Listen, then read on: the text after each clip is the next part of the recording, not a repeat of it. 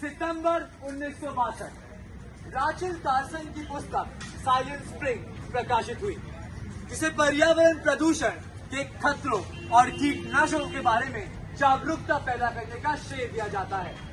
ये आधुनिक पर्यावरण आंदोलन की सबसे प्रभावशाली पुस्तकों में से एक गिना जाता है।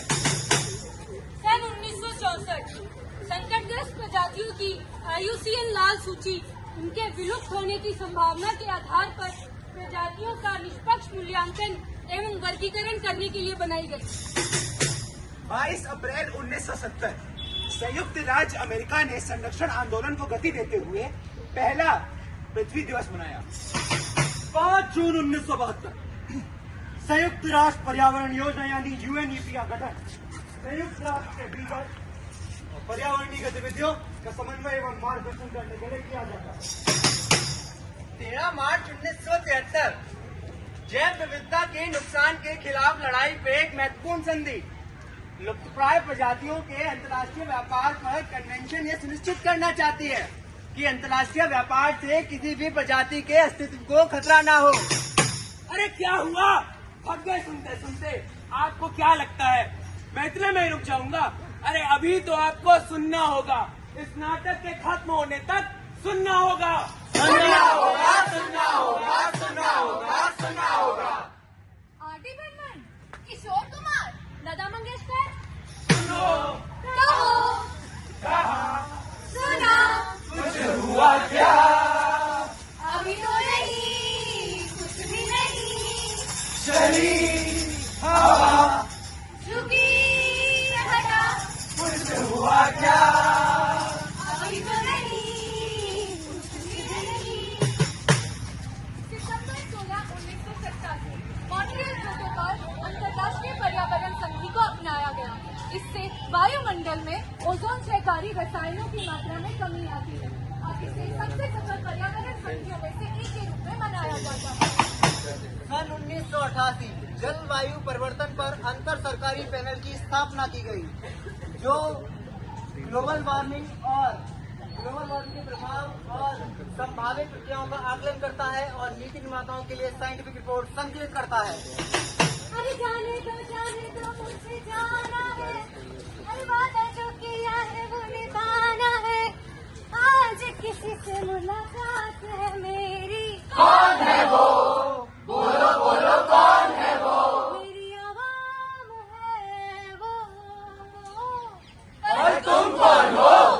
मैं हवा हूँ, मैं पानी हूँ, मैं नदी हूँ, मैं पेड़ हूँ, मैं सुबह में शाम में दिन में रात, मैं पृथ्वी हूँ कि दरिया भी मैं, दरख्त भी मैं, झेलम भी मैं, चिनार भी मैं, डैर भी हूँ, हरम भी, मैं थी, मैं हूँ और मैं ही रहूंगी।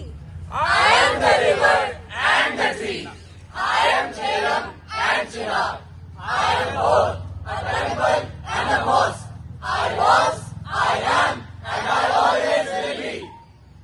पर तुम्हें जाना कहाँ है और भला कौन सा वादा निभाना है? तुम नहीं समझोगे, तुमने तो कभी अपना वादा निभाया ही नहीं। क्या हुआ तेरा वादा?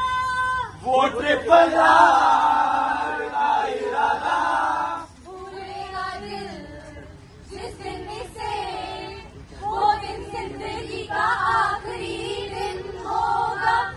याद है मुझको तूने कहा था बोएंगे हर दिन एक पौधा। लापरवाही की आदत बनी है, कैसे भला छूटेगी कभी। तेरी खेतों में जलते परार कि तुझे कोई याद नहीं। अरे देखो, मुझे ना तुम्हारे इन गानों में कोई भी इंटरेस्ट नहीं है। मैंने इन लोगों से वादा किया है कि मैं इनके सामने पर्यावरण संरक्षण की एक समय रेखा प्रस्तुत करूंगा और तुम लोग मुझे अपने गानों से रोक नहीं सकते हो। जून 1992 पृथ्वी शिखर सम्मेलन इस समय विश्व नेताओं का सबसे बड़ा जमावड़ा है और इसका उद्देश्य पर्यावरण की रक्षा करने वाले तरीकों से आर्थिक विकास को बढ़ावा देना है। 11 दिसंबर 1997 क्योटो प्रोटोकॉल पहली अंतर्राष्ट्रीय संधियों में से एक है जिसका उद्देश्य ग्लोबल वार्मिंग को संबोधित करना और ग्रीन हाउस गैस का उत्सर्जन को कम करना है। 12 दिसंबर 2015 जलवायु परिवर्तन पर संयुक्त राष्ट्र फ्रेमवर्क कन्वेंशन के पक्षकारों के 21वें सम्मेलन में पहले समझौते को अपनाया गया। यह ग्रीन हाउस गैसों की रिहाई पर अंकुश लगाने के लिए क्योटो प्रोटोकॉल की जगह लेता है। अंततः 195 देशों ने इस पर हस्ताक्षर किए हैं। तो बस कुछ और चंद तथ्य बताकर मैं व्यक्तिगत रूप से अब आपसे आप चुप रहिए। आपने तो हद ही कर दी जनाब। मैं कब से देख रहा हूँ आप केवल तथ्य बताते जा रहे हैं। कौन बताएगा 1992 में फैली जापान की उन 4 बड़ी प्रदूषण वाली बीमारियों के बारे में जिसकी शुरुआत जापान में औद्योगिक कचरे के गलत प्रबंधन के कारण इटाई नाम की बीमारी से हुई थी।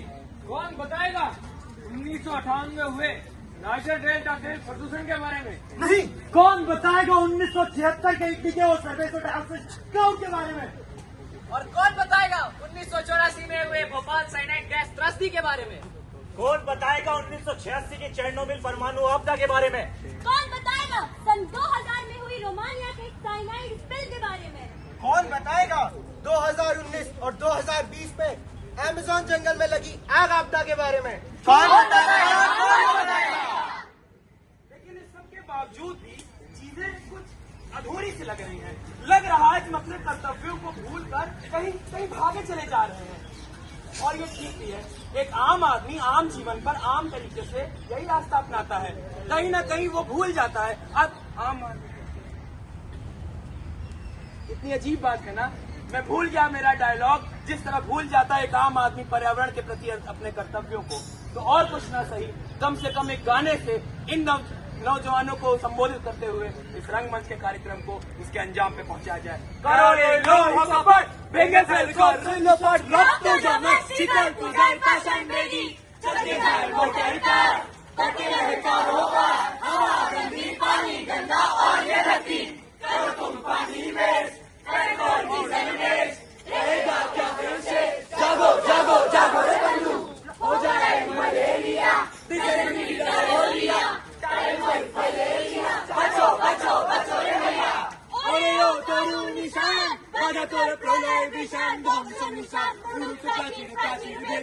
अरे ओ नौजवान, बचेगी तेरी जान,